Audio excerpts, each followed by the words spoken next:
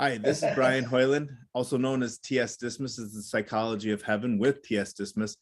And I want to introduce Vince Pizzolatto. He met me because he heard my story, my near-death experience, and reached out to me, shared his story with me, and we hit it off. And I just wanted to bring him here and have him share his story with everybody because it is really a touching and moving story.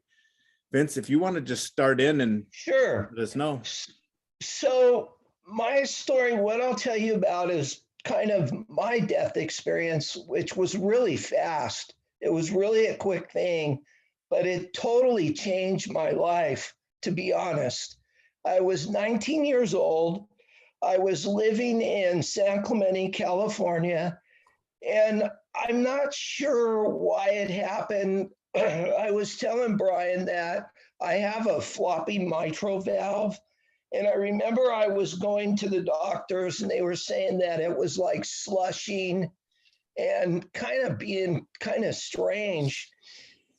And I remember the day my dad was in the backyard and the bedroom's connected to the backyard. And I just went in the bedroom and I fell asleep. And I remember falling asleep. And I was laying in the bed and I was sound asleep and I woke up and I remember saying to myself, like I could hear myself think, and I woke up and I knew something was different. And I remember saying to myself, hey, move your hands. And I went to move my hands and then I said, move your feet, and nothing moved. I couldn't like feel my body. And I was like, okay, what is going on? So the next thing that happened to me was I went in this really dark place that was like really super black. Like, I don't even know how to explain it, but it was a valley because I could see the sides to both of the darkness, and it was a definite valley. And I started to move. And as I started moving, something else was happening to me too. The other thing that was happening to me was, the only way I know how to explain this is I felt perfect. Like I just felt like I didn't need anything. It was like really strange. And you know the difference between a dream, a vision, I guess, or whatever. I've never had a vision, but I've had a dream, and I knew it wasn't anything I ever experienced before. Yeah. So the first thing that went through my mind as this started to happen was, oh man, that was fast. Like I thought to myself, well, my life's over. I guess that was my life. And I was kind of confused by it a little bit. I was a Christian. I accepted Christ in my life. Actually, to be honest, I was brought up a certain way where we always had Jesus in our life and that whole thing. We weren't church-going people, but I always felt like Jesus was around me and that kind of thing. So as I was like thinking to myself, like, what in the world is going on? And all of a sudden, this voice in my head, I did not hear it like a voice talking to me, but I knew he was talking to me. And the other thing that was so incredible is I knew it was God. Yeah. And he said to me, goes, and it was like he knows me. It was like he said, dude, are you going to live for me or live for yourself? And I was kind of taken back by that a little bit. I was kind of embarrassed, to be honest. And I remember thinking, oh man, this is like unbelievable. But yet there was a feeling in me like I wanted to keep going. So through the valley, I started going towards kind of a, I don't know if it was a city. Like, I know that sounds funny. I don't know if it was a city, a light, or what it was, but I wanted to go. And when he asked me that question, I knew right then, I knew, dude, I knew I wasn't staying. And yet everything that started happening to me, it was almost intuitive. Like, it was almost like, I don't know how to explain that. It was like I knew what to do, knew what was started happening. I started having an understanding of things. And I just remember being really happy, like feeling like, hi, there's really a heaven. Jesus is real. God is real. He loves us. And it was blowing my mind. Like, I was just completely like it was just like blowing my mind. And so what happened was I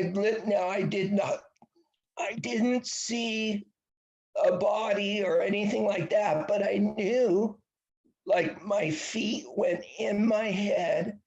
Like, that's the way to explain it. I knew my feet went in my head, and then I just went into my body, and I sat up. And I remember I got up and I was so excited. Like, I was like, I was so amped. Yeah. And I remember telling my mom and dad, and they got really upset. They were really, really scared. And so the other thing that happened to me too, that transpired about within the same couple days, and this is going to sound really funny, because I knew I had a death experience. I knew it. And so I was watching TV and Merv Griffin came on. I don't know if you guys remember the show Merv Griffin. He was like a Johnny Carson. And he came on and he was doing this show and he had all these people on. There was probably about 6 people that had these death experiences and they were talking about it. And some of them were really weird. Like, there was people that went to hell, and it was really a weird thing. And I knew right then, I thought to myself, that's exactly what happened to me, what these people are talking about. Except my experience was, no, I did not go to hell. I didn't see hell. Right. And what happened too was, around that same time, I started dating my wife, and it was very much the same time. Like, I just met her, and then this experience happened to me, and then I started talking to her. Like, I started to get to know her really well, and after a while, I started talking. I was telling her, Flora, you're not going to believe this story. So I told her the story, and she goes, Vince, I had something very similar happen to me. Yeah. And so she told me her story, and it was very different than mine. She went to a gate, and she said it was like the gate was all pearls. And she said, you cannot believe what this gate looked like. And she said birds flew out and all this different stuff. And she said, God told her, hey, if you want to come in, you can come in. And I said, man, that's, and this was what our marriage we were married for over 42 years. Oh, wow. And we were with each other. This is one thing that's hard to explain. My friends understand it and know this. Me and my wife, when we got married, we were with each other constantly for 42 years. Wow. And we worked, and why that was is we were both hairdressers. We both started working together. And then eventually I got into a different business and we still worked together even then. So it was almost like my friends always tell me, they go, Vince, I'm going to tell you something. You had like 3 lifetimes with Flora. And I said, I know. It was like, it literally was that because of the time that I had spent with her. But what drew me to Brian's story that I think is so cool is that so my wife, I skipped something. My wife passed away unexpectedly. And it was really an awful experience. Basically, she woke up, said, hey, Vince, I am like, something's wrong. Can you please pray for me? And, I don't know what to do. And I said, well, I'm going to call an ambulance. So I started praying with her. We prayed. And I told her, I said, Flora, because her mother had an aneurysm. Okay. And I said, Flora, maybe you're having a small aneurysm. And she said, I know, but she was scared. Yeah. And I'm sorry my voice is like this. No, it's understandable. Okay. So at that point, we got the ambulance. We went to the hospital. I was honestly thinking that she'd probably have a little operation and then we'd come home like in a couple days. Yeah. Basically, they got her there, got her on the table, and she was talking to him like, okay, well, my head is hurting. This is what's going on. Hang on a second, Okay. right? Yeah, take your time. Goes, okay. So she goes, they start talking to her. They said, Miss Pizzolatto, what seems to be the issue? And so she said, well, my head is really killing me. And she started talking, and then all of a sudden she sat back and they go, code blue. And everybody started running around the room. And media was like, it was just insane. Mm-hmm. And then she sat up again and they put that thing on her chest where it shocks her. And she got up again and she goes, wow, that really hurt me. And then she laid back down again. And she was gone. It was like I was holding her hand, I was looking at her, and I could see she disappeared. Yeah. And so for me, it was like I was devastated. I was crying, and they were trying to get me, to calm down, and it was just a mess. But she died. Yeah. And so when I saw Brian's story, it helped me. Like a person like me, it made me feel like, man, I know where my wife is. And I always love to hear about heaven. I love that stuff. I love it when people talk because I know there's experiences out there like this. What surprises me is sometimes it just seems like there's so much evidence that Jesus is real and God is real. I don't understand why people just can't see it, Yeah. And but for me, Brian's story really helped me. So it really gave me a lot of hope, and it made me feel really like because I've been really struggling with not having her around. Living in, I feel like I should get a glass of water, and I should have had one. Okay. Do you mind if I grab a glass of water real fast? No, okay, not at all. Right back, Brian.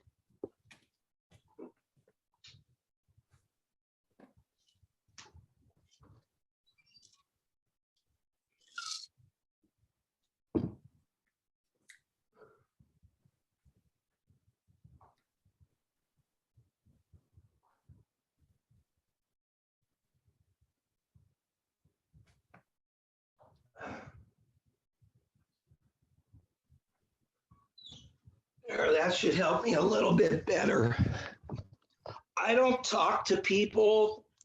I'm retired, so I'm here by myself all 24 hours a day. Yeah. And when I don't talk, my vocal cords do this. So anyway, getting back to what I was saying. What was I saying, Brian? I think you were at, well, let me think where you were at. I want to make sure I get it right. That's okay. Well, you had talked about how you lost your wife, and yeah, but I'm not sure where you wanted to go with it at that point. Okay, so I was just saying that, your experience really touched me because it made me remember that it gave me a sense of hope of knowing where Flora is, and I don't have to worry about her and be concerned. And so it helped me. And so that's kind of where I was going with that, Yeah. you know. And like I said before, I think there's so much evidence Yeah. with stuff. Sometimes, honestly, for me personally, especially a guy like you that had a heart transplant. Hmm. I mean, seriously, this shouldn't be a question. It should be Yeah. like, you know what I mean? It's like, come on, why? First of all, why would a guy sit there and tell you a story like that? It would make him look foolish, you Yeah. know? And so that kind of thing. So it's like that to me. But that story really helped me. I think a lot of people, like, just coincidentally today, I was watching a video with a guy named Toby Mac. He's a Okay. Christian singer, Hmm. and his son died. And he Oh. was talking about eternity. And he said, I really have not thought of eternity right. Hmm. And I was thinking to myself, man, this is the type of guy that should hear Brian's story Oh. because it would help him with his kid, you know, thinking about his Knowing son and his son where is he saved. is, Right. and just knowing like it helps people like that, you Yeah. know. So I know for me, and I've been grieving for my wife died 2 years ago. It's going to be going on 3. Mhm. And, it's really helpful to have things like this where a person has an experience like this. And I do think to myself, I have wondered, like throughout the years, like how is God using these stories, and what is He doing with them? Because He's doing it. He's allowing this to happen. Mm. These people are coming back, and these stories are amazing. Yeah. My first story that I heard about a guy, his name was, and you might even know, his name was Ian McCormick. He Mm. was a scuba diver, and he lives in Australia, I believe. And he was snorkeling, and he came up through a school of box jellyfish, and he Oh. got bit like tons, and he died. And he Yeah. has this story, and it's amazing. Yeah. That sounds amazing. Oh yeah, dude, it's amazing. Well, he was one of my first guys that I started researching. I Okay. could never get a hold of him, which I wanted to because I was dying to talk to somebody, Yeah. like Brian. And so that's kind of the deal with that. And Yeah. I haven't really contacted any other people that have had these experiences, but I have seen other people with these experiences. And I've wondered, like, some of them are really weird, where it's like God, like Jesus isn't really in it. And Yeah. it's really kind of strange. So it makes it kind of wobbly for me. And I Yeah. don't really know what to do with it or whatever. So, Right. but so for me, the other thing too, Brian, and this is something too that you know, um, when I got out of the hair business, I got into the scissor business, and I created a scissor for hairdressers. Oh, did you? And I have a group on Facebook, and it's one of the largest groups on Facebook all over the world. And it's hairdressers. And they're Okay. in this group, and I have this on the Facebook. And this has been a thing I've been wondering about with these experiences is like, I have all kinds of groups. I keep trying to make groups because I always want to see if God's going to do something with it, like He did with the Facebook group, the hairdressers.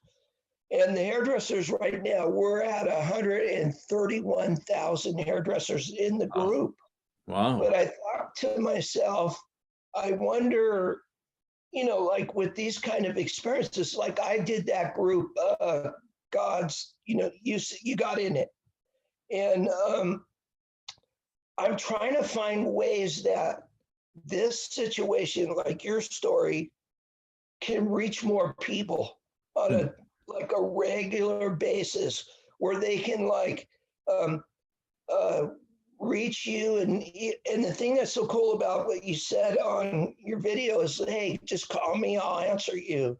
And I love that. I think that's, dude, I think that's so cool. Yeah, you know, I kind of feel like this isn't really my story. You know, God gave me something that's such a gift. Yes.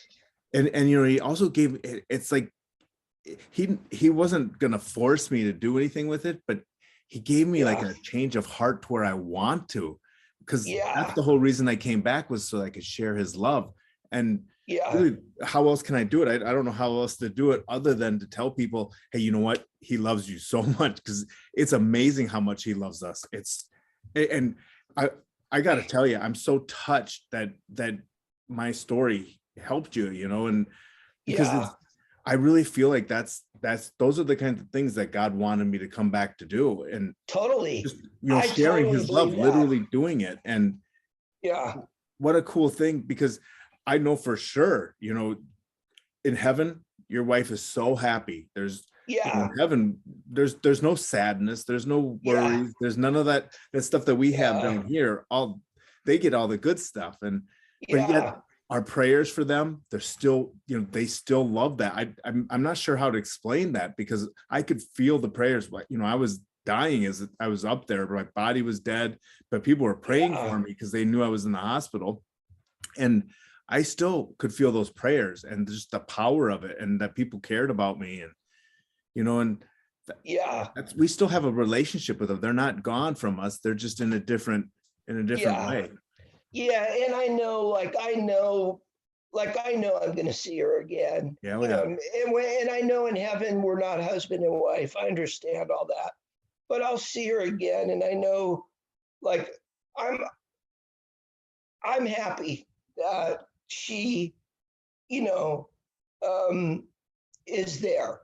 Yeah. So, like, you know, but it just like I said, there's people that, like, I think of people, like, I don't even know how people can go through with life without God in their life. No, I don't know how to do that.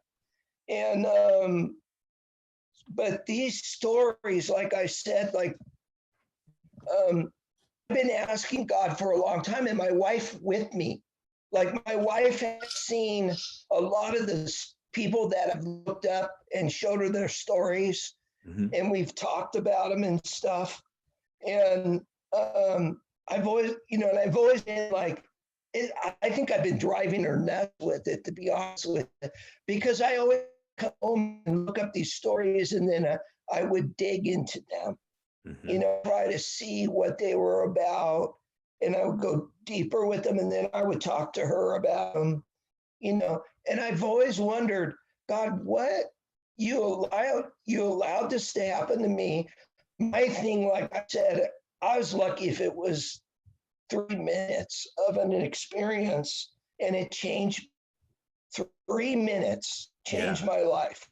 And I honestly have never been the same from it.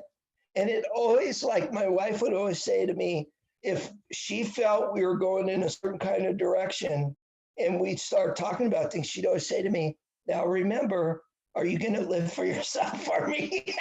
She always thrown into the court, you know. And so it's been one of those things where it's just been an amazing thing. In her family, like I have 2 daughters, and both my daughters know this story, and they've heard it their whole lives. They're both grown up, and I've told both my daughters, I said, okay, I'm going to tell you this, and I want you to understand something. You know, don't let people tell you that Jesus doesn't love you, or he's not real, and God doesn't have a plan for your life. Don't let that happen. And I said, look, I'm your dad. I wouldn't tell you such a ridiculous story if it didn't happen to me, you know. So they both know, you know, and my whole family knows about it, you know.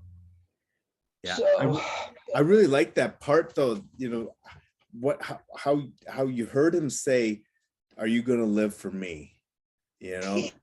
Yeah. I mean, Yeah. that's Yeah. powerful. You know, that's Yeah.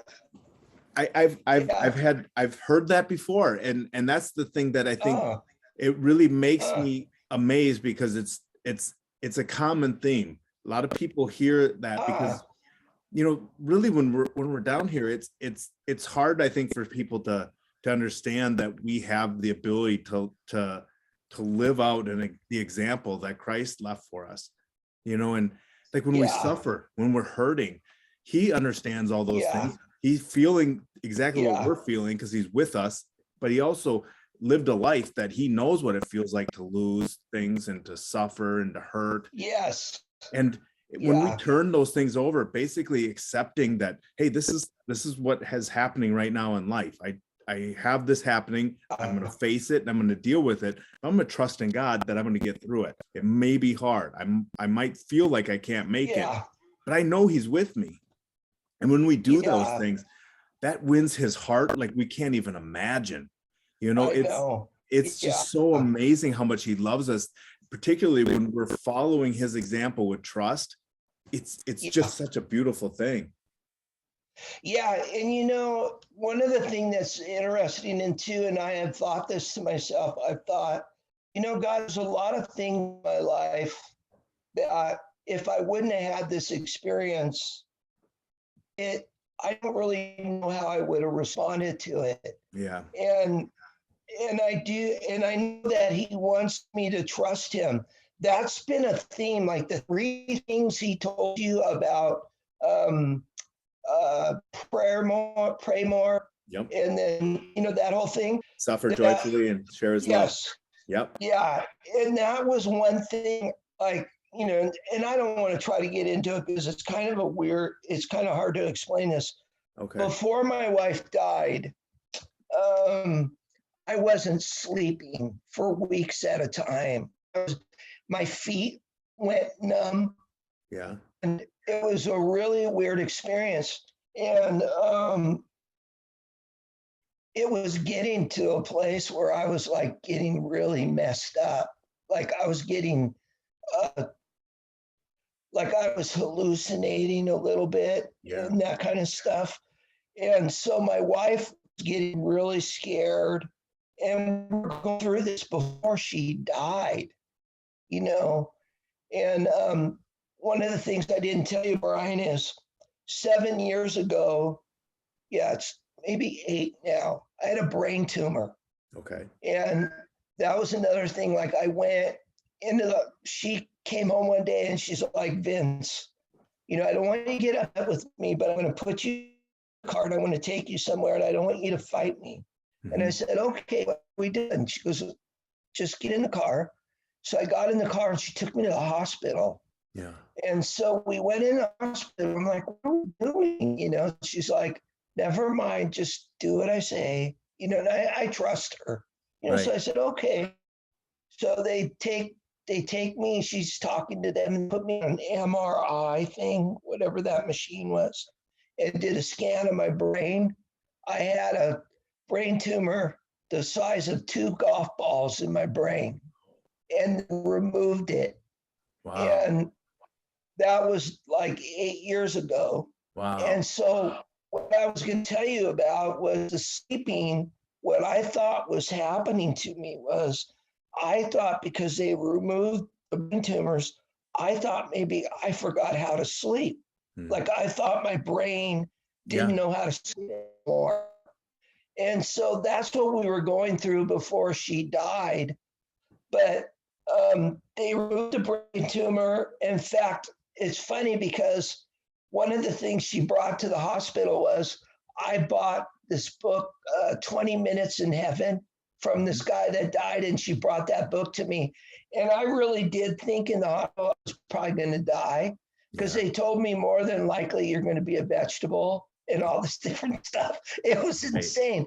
And I was not, I knew God somehow put it in me and said, dude, you're not going to die. Nothing's going to happen. You're just going to have an operation and they remove the tumors and you're going to be good. Yeah. And so let me see if I can show you the tumors on my phone. All right. I could find my tongue now. It's like, I'm so excited to talk to you. I'm like, I'll hear it. Anyway, doesn't matter. I can't find my phone. But I have a picture of it. And if you saw it, you would not believe it. It's huge. Oh, wow. And it was right on the, like, I'll email it to you. Okay. That'd be cool. Yeah. But so that was another thing that happened too, you know, that we were going through. And I really did think, like, when she took me to the hospital, I had no idea what was going on. And she knew something was wrong. Yeah, she knew. Yeah. And she said, you know, she just had an intuition about it. And so they did the MRI and they came back and they said, Mr. Pizzolatto, you have a golf ball in your head, basically, you know, the size of 2 golf balls. Yeah. And it was like, I can't believe this is happening. You know, like it was just one of those things. And so I ended up in the operation. And then, like I said, you know, they were scared. Mm-hmm. So they were like telling me, you know, I had to sign all these papers that I was going to be a vegetable and all this different stuff. And I signed everything. I told them I'm not going to be a vegetable. I just know it, you know, and I'm not going to die. And so, you know, and I even told a couple of nurses I already died before anyway. So if I die, it's no big deal. I'm not worried about it. And they were freaked out. Like the nurses were totally freaking out. I suppose they couldn't understand what that means. You know, I don't know if I would have even thought of like been that cool about it until after I had said, you know, because when I got my heart transplant, they kept offering me, you know, benzodiazepines to calm me down. They're like, hey, do you want something for the nerves? Do you want, you know, we can give you something to relax you. I'm like, I don't know. I feel pretty relaxed. I'm ready, you know? Yeah. And there was like a stall, you know, there was a delay. So we were waiting and waiting and waiting. And, you know, I started to maybe think, well, maybe something, you know, the family backed out or something like that. I didn't know what was going on. I didn't know if there was a delay at the airport or how they were transporting it. But I still had a comfort about me. There was, I knew that God was with me, and I really didn't worry. I sit there and I think about it even, and I had a perfect storm to worry, but yet I just couldn't bring myself to be concerned about it. I just knew that he had it under control. Yeah. And you know, that's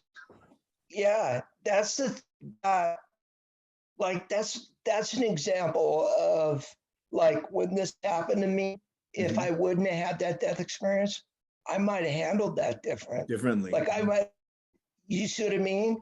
But because of that experience, I was like, they were like, dude, you're the best patient we ever had. They were sticking needles in me and everything. And they were like, man, this dude is awesome. So they loved me as a patient, you know what I mean? And at that point, like I told my wife, I said, this is what the situation is. And she knew because of my response, was acting like it's going to be okay.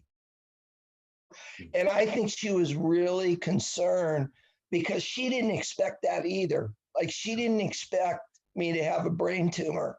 And then, so it was like, the question was, the other thing that came up was, how long have you had, I wonder, and kind of thing. And so me and her were talking about all those things. And I said, you know, who knows? You know, how would we know? You know, and I never had anything like, this is the other thing that was amazing. So I went in the room for the MRI where they, you know, I'm in the tube and doing all that stuff, and the guy's looking at the area that comes up. Right. And he looks at his friend like he looks at the other guy. He says, you know, saying to me, but talking to the other guy at the same time, he goes, have you had any seizures? And I go, no, I haven't had anything. And he goes, wait a minute. He goes, "You haven't had a seizure?" And I said, "No." He goes, "If you had a piece of sand on this part of your brain, you would have seizures constantly. And you Wow. have two golf balls. Now think about Wow. that. Isn't that amazing?" That is amazing. So, it is. So that was the other thing that I was like, well, I don't know. No, I don't know what to tell you. I've had nothing. Yeah. I've had no Yeah. Yeah. headaches. I have nothing to That's amazing. say. Yeah. Like I've had nothing to tell them, "Oh, well, I think I have a brain tumor. I'm in the hospital." My wife said the reason she took me was because she felt like my memory was being short, like I Okay. wouldn't remember things right. And Yeah. that's what scared her. And Yeah. my family, we have high blood pressure. Okay. So that's what she was worried about, was more of the high blood pressure stuff. Yeah. And so, yeah, so that was kind of No, what that was. was she really concerned? Like, I mean, was she scared, or did she hide it pretty well from you? Because it sounds like she just got you to go to the doctor, but there was some urgency on her part, but yet she sounds like a pretty cool customer. Oh, dude, she is a freaking amazing Yeah. person. Yeah. She really is. And yeah, I think she was hiding it. I Okay. was, well, what the deal was, meeting my scissor company with this guy that was a big guy in the industry, so to speak. And she said I kept forgetting things that he told me, and I Okay. was repeating myself over and over.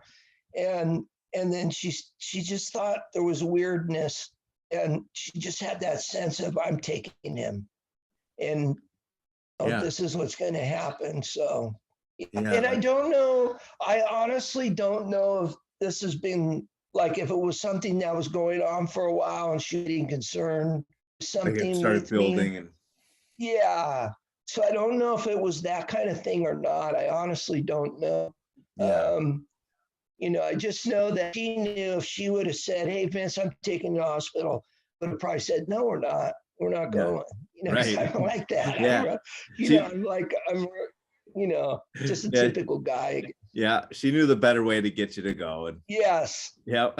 So, yeah, yeah. Yeah, you know, that's the other thing. It's so it's so amazing that you guys were together for so long, and Dude, we had an amazing life. Like this is, and I'll tell you really fast too.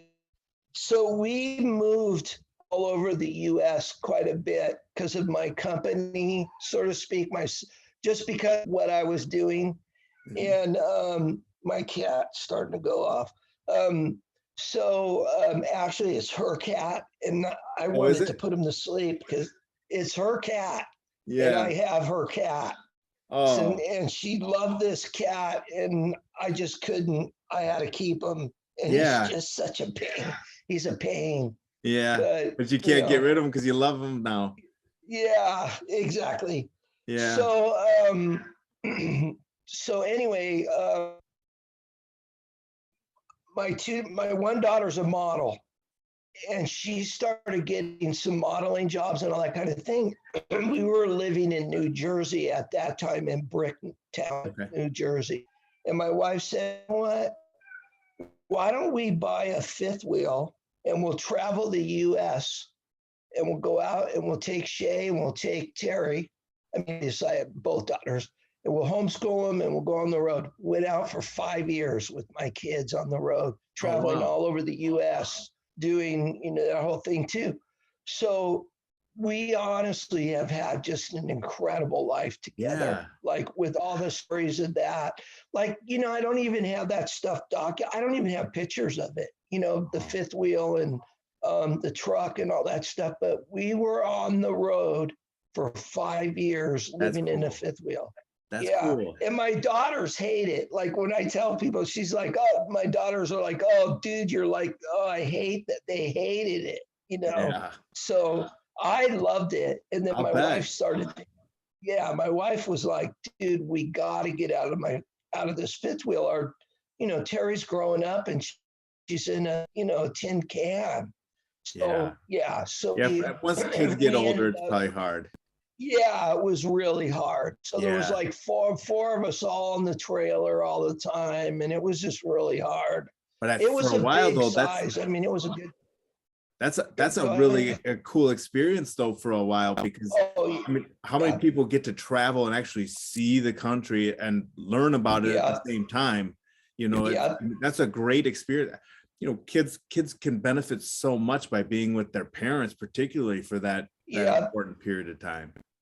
yeah. It was for me. It was kind of like a dream Yeah. because it was just something I loved. I was going in this new salons every day. So we would go in the salons, do our job, and then we would stay in the area for a month and then we'd Okay. split, Yeah. and then we would take Shay on her modeling career, and we would drive her to stuff that she needed to do while she was modeling and all that. So it was, for me, it was just like, man, it was a blast. It was a That sounds like lot of fun. fun. Yeah. Um, And so, so go ahead. the other thing that I really wanted to touch base on too was, when you were describing that tunnel, you said it was like valleys on either side. And It totally was a valley. Like yeah. it was an absolute valley. So I remember seeing both the mountain sides of it was like a V. And I remember going towards the light. Now Mhm. I didn't see a tunnel. I never saw a tunnel, but I was in a valley. Mhm. It was a black Yeah. valley, And you know. if you were to orientate, like, what side was the light on and what side was more darkness on? So the darkness was coming from the side of the valley, like the right and left side of the valley. And then the light was in front of me. As I started going forward, I started seeing some light, like I knew there was some kind of light there. Yeah. I never got to the light. I never got there. Okay. And and that's the other thing that's kind of weird too. Like I always think to myself, I was so enamored with just the feeling of everything. Mhm. I always think to myself, man, I would have had all these questions to ask, and Yeah. I didn't do anything. You know what I mean? I never like asked anything or never like, made a motion in that Yeah. regard. And I always think to myself now, like I've thought about it a lot, like what would you have asked? What would you say? And um, it was like, it was a sense of like, I didn't, I think what happened, honestly, Brian, I had a sense of like there was nothing to ask. You know what I mean? Like it was just, I felt so like complete and Yeah. like, There was um, there was no reason to ask anything. exactly, Yeah, that's how exactly. I felt too. You That's know, exactly how I felt. I yeah, I I kind of kick myself now at times, but I'm like, I think back to it. I'm like, no, I had no yeah, reason to ask anything. I knew everything I needed to know, and yeah, more than I wanted to know, probably. yeah, I felt like you said it. It was the completeness. Like there was no needs that hadn't been fulfilled, yeah, and so I didn't need to yeah, ask him anything. It was amazing. yeah, That's where I think people, they get really caught up in what they want to ask, and as we're sitting here in this life, we have many questions. yeah. But Hang on but one sec, Brian. sure. Hang on. I'm gonna get rid of this cat. Hang on. Come here, Simba. Go out. Go out.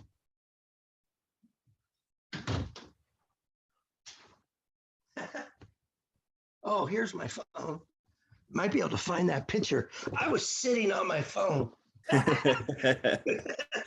which is really stupid. Yeah. Yeah, it was like I just like you said, like there was no need. Um, the feeling was so like, oh my God. For me, it was almost like, what in the world? This is just amazing. Hmm. I'm going to look for that picture Okay. because I want you to see this. If I can get it. Now, I'm a musician also. Are you? So I'm a percussion drummer. Okay. And so I played in bands all my life. Okay. Can you see Oh, that? okay. Yeah, we can see it. Oh, wow. Wow. Isn't My that weird? goodness. Yeah. Wow. Yeah. And that's amazing that they pulled that out. I know, it's huge. Yeah. I mean, they had to go in deep to get it too. I was behind my, yes, they said it was very deep. Yeah, it was. And yeah. So yeah. Wow. Now that's impressive. Yeah. Yeah, we can show Yeah, each that's, other, huh? Yeah. you know, we have an awesome God, that's for sure. You know, Totally, man. and it's Yeah. amazing. You know, I still, you know, people are always will ask questions like, you know, well, why does this person live or that person doesn't, you know, and you know, I don't know the answers to those things. Yeah, I can't exactly. speak for the wisdom of what God does, but there is wisdom in everything, even horrible things that we see from our point of view. Yeah. But it's so beyond us because there's a lot of moving parts that, you know, we're all particularly care about our lives and the lives of those who are close to us.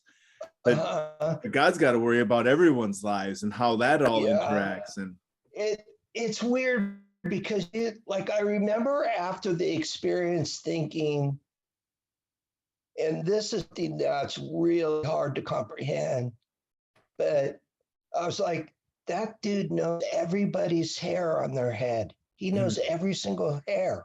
He knows everything, every fragment of that person.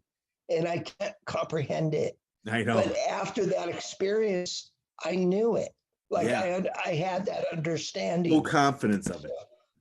Yeah. Because that's the thing too. I often think about my experience and I'm like, you know, I don't really even have an idea of how to explain the magnificence of what I saw, but I feel confident with a lot of things. Like the fact that he loves me, I totally feel. You could tell me, hey, Brian, you need another heart transplant. We're taking that one out. We're going to put a new one in. As miserable as that was, I wouldn't even worry. I just like, well, God's got a plan for me. I know he loves me more than I do, so I'm not even concerned anymore. But it's a way that he does with pulling us closer, you know, giving us little things that we can pay attention to, or, you know, we have free will. We can choose not to pay attention to them. But often when we look back in life, we see him intervening in our life in many ways. Yeah. Well, I mean, it's been like, it sounds kind of funny, but like, even with my wife, you know, I'm living in Kentucky. Okay. And so what happened was I was living in Texas with my wife. My wife died in Texas. I was in Plano. Okay. And I was like, man, I don't know what I'm going to do. It's like completely thrown off. Like I really, you know, I was speaking to I have a really good friend that's like a brother to me. His name is Chris Faulkner. And when my wife died, he flew out from California and stayed with me for 2 weeks. And he's known me in Flora for over 30 years. And so I can tell you, I get so funny about it. What was I going to say? I see this is a thing. This is my brain tumor problem. But he flew out. Oh yeah, he flew out and stayed with me for 2 weeks, took care of me, you know, like really like helped me. Yeah. And he was saying, he's the one that told me, goes, dude, you've had 3 lifetimes with life. And he said, you know, honestly, people will never understand how much time you guys spent together. Yeah. And that kind of thing. He said, you know, honestly, people will not understand it. Yeah. And so it really, really helped me. But at the salon, this is what I was going to tell you. I was telling him, like, oh, Chris, I don't know what to do. So what started happening, this is the other thing that happened, Brian, was so I have these routes where I go into the salons and I pick up their scissors and I sharpen them and bring them back the next day and that kind of thing. Mhm. Sell scissors. Well, we had this route that was kicking. It was just kicking. And found out that she died. And so they got scared. I started going in the salons and I could see the girls were freaking out because they thought I had something that killed her or Whoa. so they were getting really worried about me going in the shops. So the route closed up. I would go in and pick up scissors. I couldn't make a living. And I'm like going, and here's the experience that I'm trying to tell you is I'm thinking, God, I don't know what you're doing. You know, I don't know what to do and get to a place where I don't really know what I'm going to do.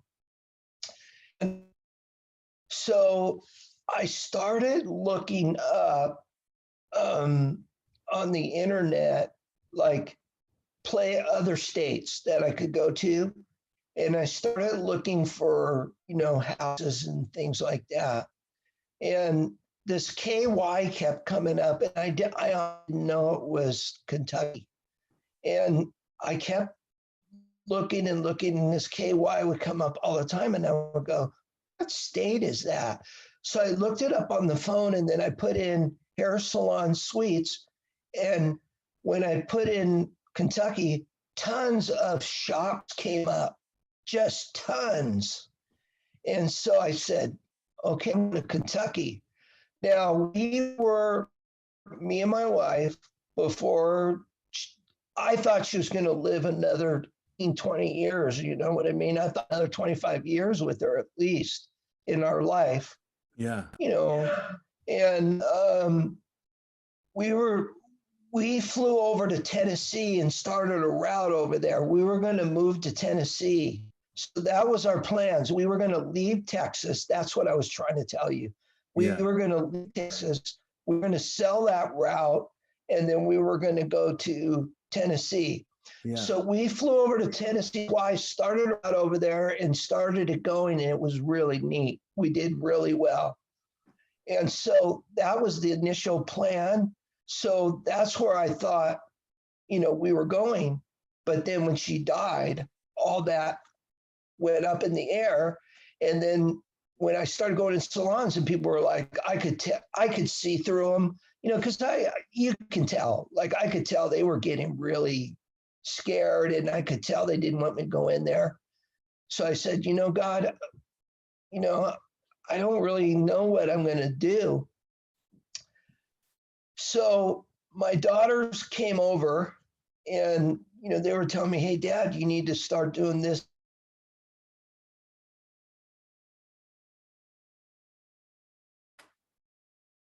Closing down and the whole thing, you know. And so she said, I don't know, Dad, you're going to have to figure this out. You guys are just going to have to figure it out. I mean, you're going to have to figure this out. So I prayed a lot, and I would just have to take one day at a time and see what would happen. And then eventually the route just went flat. Yeah. And so I started seeing on the internet, I ran into, or not an internet, YouTube, realtor in Kentucky. And I contacted him, told him my situation. I said, look, dude,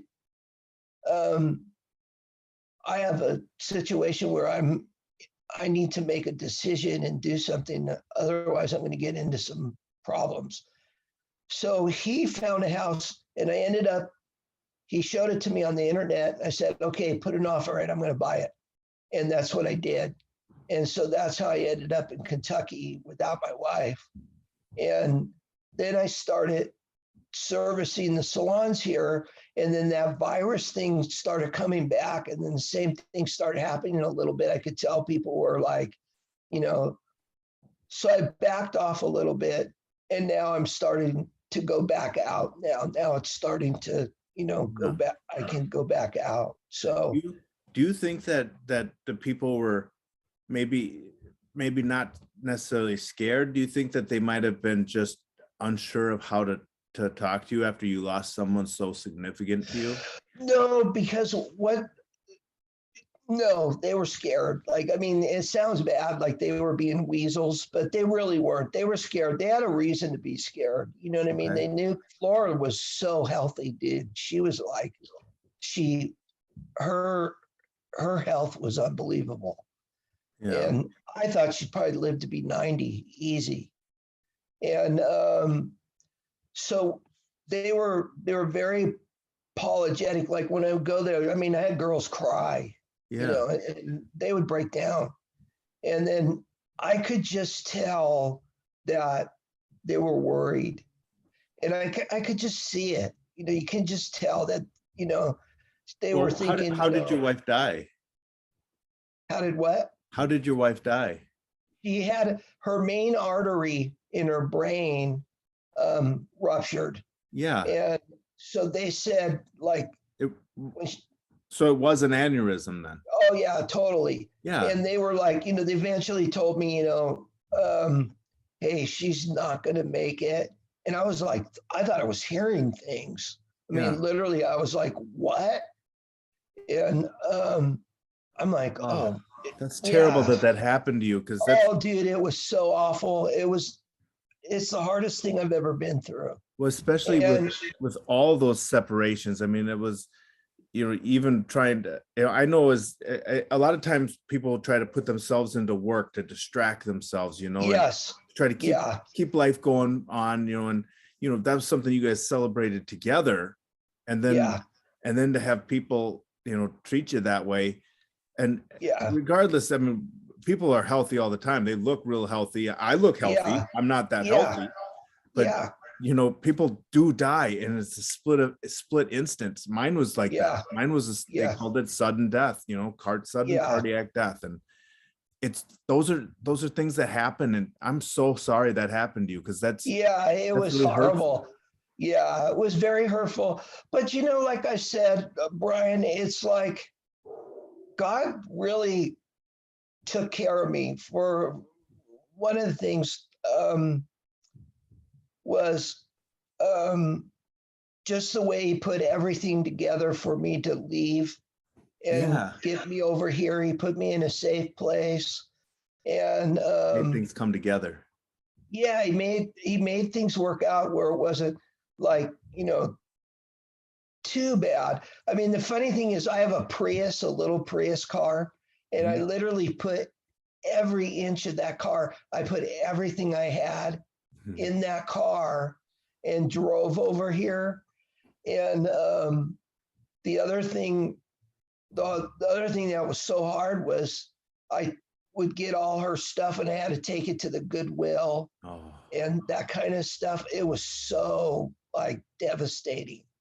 And that was the other thing too, is I was going in salons and I was trying to be strong, but then they would cry, you know what I mean, on the yeah. route.